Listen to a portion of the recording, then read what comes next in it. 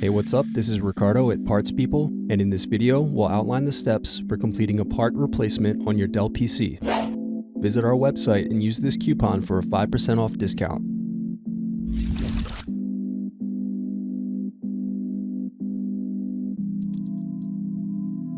Unscrew and remove bottom base.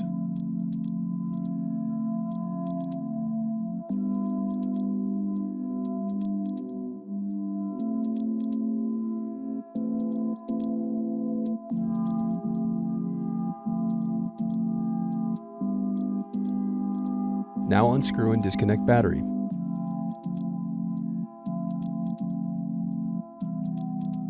Now unscrew and remove heatsink.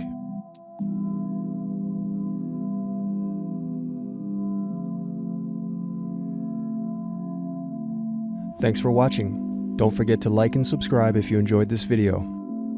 And if you need more, check out this playlist to watch other tutorials for your laptop. You can also click here to find parts for your laptop at partspeople.com.